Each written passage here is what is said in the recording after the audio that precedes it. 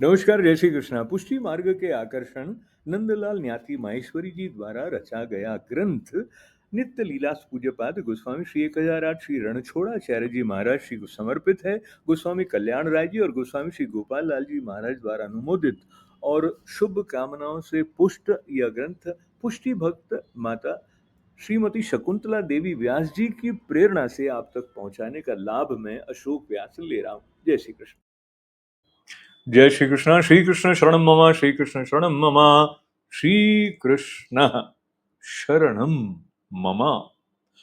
पुष्टि मार्ग के आकर्षण ग्रंथ का जो 20वां अध्याय है उसका शीर्षक नंदलाल न्याती जी ने दैन्य दिया है। श्री वल्लभ वंशज पूज्य गोस्वामी श्री द्वारकेश प्रभु ने स्वरचित पुष्टि मार्ग के 10 मर्म बताए हैं। आसरो एक दृढ़ श्री वल्लभाधीश को मानसी रीति की मुख्य सेवा व्यसन लोक वैदिक त्याग शरण गोपीश को दीनता भाव उद्बोध गुणगान ते घोष त्रिय भावना उभय जाने कृष्ण नाम स्फुरे पलन आज्ञा टरे कृति वचन विश्वास चित्त आने भगवदीय जान सत्संग को अनुसरे ना देखे दोष और सत्य भाखे पुष्टि पथ मर्म 10 धर्म की अविधि कहे सदा चित्त में श्री द्वारकेश राखे। इस पद में श्री द्वारकेश जी ने मात्र मर्म की संख्या और उनके नाम का सूचन किया है, किंतु परम विद्वान पूज्य गोस्वामी श्री हरिराय जी ने जो गोसाई जी के द्वितीय लाल जी श्री गोविंद जी की अगली पीढ़ियों में हुए हैं ने संस्कृत में पुष्टि मार्ग विषय कई छोटे छोटे ग्रंथों की रचना की है, जिनका संग्रह श्री हरिराय वांग मुक्तावली में आज भी उपलब्ध है। उनमें उनका एक लघु ग्रंथ पुष्टि प्रथम पर निरूपणम नाम से है। उस ग्रंथ में श्री हरिराय जी ने उपरोक्त पद के 10 मर्मों को संस्कृत श्लोकों में समझाने का प्रयास किया है। उसमें आप श्री ने चतुर्थ मर्म दीनता को इस प्रकार समझाया है। चतुर्थ दीनता सर्व साधना भाव बोधन परमार्थि प्रकाशेन कृष्ण कोमल मानस भक्त दुःखासह शीघ्रम स्वरूपम प्रापयेत पुनः अपार करुणा सिंधु दुखितान्न ही उपेक्षते। ये 9वां और 10वां श्लोक है। चौथा मर्म दीनता है, जिसका तात्पर्य सभी साधनों के अभाव का भक्त को बोध होना है। अतः भक्त जब निस्साधन हो प्रभु के विरह में अत्यधिक आरती की अभिव्यक्ति करता है तो कोमल मन वाले कृष्ण जो भक्त के दुख को सहन नहीं कर सकते शीघ्र ही पुनः अपने स्वरूप को भक्त के सन्मुख प्रकट कर देते हैं, क्योंकि वे अपार करुणा सिंधु हैं, दुखियों की भी उपेक्षा नहीं करते हैं। इसमें श्री हरिराय जी ने दीनता का अर्थ स्पष्ट किया। भक्त यह अनुभव करे कि मैं सब साधनों से रहित हूँ। मैंने ऐसा एक भी साधन नहीं किया है जिसके फलस्वरूप प्रभु मुझे फलदान करें। इस प्रकार भक्त को चारों ओर से अपनी निस्साधनता का भाव स्फुरित होता है। समझ लीजिए उसे दैन्य प्राप्त हुआ। ये अर्थ आप श्री ने व्रजगोपियों की दीनता से ही खोजा है। प्रथम रास के उपरांत व्रजांगनाओं को मद हुआ कि हम कितनी गौरवशालिनी है कि साक्षात प्रभु श्री कृष्ण ने हमारे साथ रास विहार किया। उनमें मद आते ही प्रभु अंतर्धान हो गए। तब गोपियों ने प्रभु को प्राप्त करने हेतु नानाविध प्रयास किए, साधन किए, तरह तरह के वृक्ष लताओं से पूछा, प्रभु लीलाओं का अनुकरण किया, किंतु जब उनका एक भी साधन प्रभु स्वरूप के संयोग जैसा आनंदजनक नहीं हुआ, तब उन्हें निस्साधनता की स्फूर्ति हुई, दीनता आई और सबने मिल श्री यमुना जी के तट पर गोपी गीत के माध्यम से तीव्र विरह विलाप किया। भगवान कृष्ण उनके दुख को न सह सके। उनकी तीव्र विरह वेदना से प्राप्त दैन्य के कारण तत्काल प्रकट हो गए। इसलिए श्री महाराज महाप्रभु जी की सुबोधिनी जी के फल प्रकरण में दैन्य को ही मात्र श्रीहरि की प्रसन्नता का मुख्य साधन बताते हैं। नहीं साधन संपत्त्या हरिस्तुष्यति कस्यचित् भक्तानाम दैन्यमेव एकम हरि तोषण साधनम। अर्थात हरि किसी की भी साधन संपत्ति से संतुष्ट नहीं होते।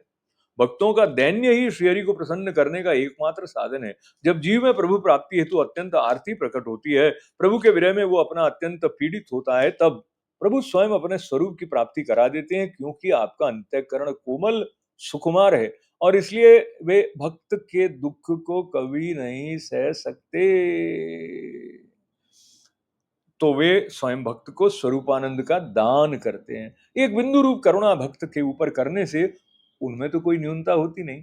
पुष्टि मार्ग में तो व्रजांगनाएं ही प्रमुख गुरु अर्थात मार्गदर्शक हैं, अतः भक्ति के हर रूप में इन्हीं के भावों की भावना करनी है। व्रजांगनाएं अनुसर में श्री कृष्ण के वृंदावन से गौचारण हेतु पधार जाने पर उनके विरह में गोपी गीत, वेणु गीत, युगल गीत के माध्यम से ही गुणगान करती थी, प्रभु के प्रति विरह वेदना की अभिव्यक्ति करती थी। उन्हीं में उनकी दीनता की अभिव्यक्ति है। तो पुष्टि मार्गीय भक्तों को तदनुसार ही इन गीतों के माध्यम से अनुसर में प्रभु दर्शन हेतु विरह आरती करना चाहिए। श्री राधा जी द्वारा भी विरह वेदना के दर्शन कीजिए। हा नाथ रमण पृष्ठ क्वासी क्वासी महाभुज दास्यास्ति कृपणायामि सखी दर्शय सन्निधिम। श्री राधा जी को केवल भीतर ही अनुताप नहीं है, किंतु बाहर भी है, जिससे वे विलाप करने लगी, उसी का वर्णन है। हाँ शब्द से पश्चाताप प्रकट करती हुई कह रही हैं कि मैंने जो किया वो अयुक्त है। मैंने आपसे आपके कंधों पर चढ़ाने हेतु कह दिया था, किंतु आप तो नाथ हैं, स्वामी हैं, मेरा किया दोष नष्ट कीजिए। फिर अपने मन में आशंका व्यक्त करती हैं कि कहीं भगवान कह दें चिंता न करो, मैं तुम्हें छोड़ूंगा नहीं, दूर से ही पालन करता रहूंगा। तो पहले से कह रही है, हे रमन, अर्थात आप रति को बढ़ाने वाले भोक्ता हैं, हम आपकी भोग्य रूप हैं, अतः आपको निकट ही रहना चाहिए। कहीं भगवान ये कह दें कि मुझे भोग की इच्छा नहीं, भोक्ता तो अपनी इच्छा से भोग करता है, भोग्य की इच्छा से नहीं, किंतु तुम्हारा अनुरोध तो पालन करता रहूंगा। अतः पहले से ही अपनी आशंका का निराकरण कर देती हैं। प्रेष्ठ अर्थात आप हमारे प्यारे हैं, अन्य कोई प्रीति का विषय नहीं जिसे हम जीवन धारण कर सकेंगी। यो कहते कहते व्याकुल हो गई, तब कहती हैं, आप कहाँ हो? मोहवश होने से देख न सकी, गिर गई। अतः उठाने के लिए प्रार्थना करती हैं, हे महाभुज, अर्थात आप सर्वशक्तिमान हैं, अतः मेरे दोष को ही दूर करना चाहिए, मुझे तो अपने पास ही रखिए। कारण ये है कि मैं दासी हूं और दासीपन भी ऐसा है कि बिना कुछ विचार किए जो जचे वो मांग ले, अतः मेरे वचनों का अन्यथा भाव न समझें। इस प्रकार जब उनसे प्रार्थना की तो कृपालु कृष्ण ने अदृश्य रूप से उन्हें उठाकर समाधान किया। तब पुनः प्रार्थना करने लगी, हे सखा, अर्थात आप मेरे सखा हैं। सखा के शील व्यसन आदि समान होते हैं, अतः स्पर्श से अपने धर्मों का मुझ में आरोप कर अपनी सन्निधि से मुझे दर्शन दो। आप निकट तो हैं, फिर भी सामीप्य के दर्शन दें, ऐसी कृपा करें। इस प्रकार ही कहती हुई वहां खड़ी रही, भगवान भी वहीं स्थित हो गए। ये हैं गूढ़ ब्रज भक्तों के भाव। कितनी गूढ़ अभिव्यंजना से पूर्ण शब्दों का प्रयोग है। इसलिए पुष्टि मार्ग में ब्रज भक्तों के भाव की भावना पर बल दिया गया है। श्री कुंभनदास जी श्रीनाथ जी के राजभोग दर्शन करके श्री गुसाई जी के साथ चले गए थे। प्रथम मुकाम पर ही उनकी दर्शन आतुरता को देखिए, कितने दिन बीत गए बिनु देखे। श्री गुसाई जी की दीनता के दर्शन कीजिए। चित्तेन दुष्टो वचसापि दुष्टः, कायेन दुष्ट क्रियया च दुष्टः, ज्ञानेन दुष्टो भजनेन दुष्टो, ममापराध कथिता विधार्य। संसार सागरे मग्न जीवोद्धार परायणम, आश्रये त्वत्पदाम्भोजम पुरुषोत्तम जगत गुरो। मैं चित्त से दुष्ट, वचन से दुष्ट, क्रिया से दुष्ट और भजन से भी दुष्ट हूँ। मेरे कितने अधिक अपराध हैं, विचारणीय हैं, किंतु आपके चरणारविंद संसार रूप समुद्र में मग्न जीव के उद्धार करने में तत्पर हैं। हे पुरुषोत्तम, हे जगत गुरु, ऐसे चरणारविंद का मैंने आश्रय लिया है। क्या श्री गुसाई जी में किसी भी प्रकार की, किसी भी क्षेत्र में कोई न्यूनता है? किंचित भी नहीं। किंतु फिर भी उनकी दीनता अनुकरणीय है। तो पुष्टि मार्गीय भक्त में इसी प्रकार का दैन्य अपेक्षित है, वांछनीय है। वो ब्रज भक्तों के भावों की भावना से ही दैन्य की भी अभिव्यक्ति करता है।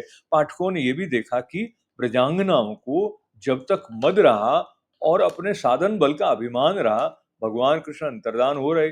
विरह वेदना से प्राप्त दैन्य की अभिव्यक्ति पर ही प्रभु तत्काल प्रकट हो गए। तो मद अर्थात अहंकार से भगवान कोसों दूर हैं। अहंकार के रहते भगवत प्राप्ति संभव नहीं। अहंकार भी कितने प्रकार का है, यहाँ थोड़ा संकेत दे देना आवश्यक है, ताकि भक्त किसी भी प्रकार के अहंकार से सर्वथा दूर रहे। विद्या का मद, धन का, कुल का, यौवन का, पुरुषार्थ का अर्थात बल का मद, वाचाल शक्ति का मद, रूप का, सदाचार पालन का, लोगों से सम्मान मिलने का, व्यवहार कुशलता का, कुटुंब पोषण का, दान का, शत्रुओं को पराजित करने का, अच्छी या बहुत संतान का, पुत्र स्त्री आदि वश में होने का, ज्ञान का, भक्त होने का, राज दरबार में मान का, वृद्धों द्वारा मान पाने का, सुखी होने का, किसी भी कला में निपुणता का, वैराग्य का मद आदि आदि। इस प्रकार अहंकार अनंत मुखी है, तो वैष्णव को मद या अहंकार से कितना बचकर रहना है, कितना सचेत रहना है। किसी भी प्रकार का मद रहते दीनता आ ही नहीं सकती। पुष्टि मार्गीय भक्त इसलिए कभी स्वीकार नहीं करता कि उसने अमुक कार्य किया। जो कुछ उससे हो पाता है वो उसे गुरु कृपा और श्री कृष्ण कृपा का ही फल मानता है। वो स्वयं को कभी किंचित भी श्रेय नहीं देता। तभी उसकी दीनता भी यथार्थता है। इस दैन्य का भी उसे मद न हो ये आवश्यक है। उसमें तो सहज दैन्य ही हो।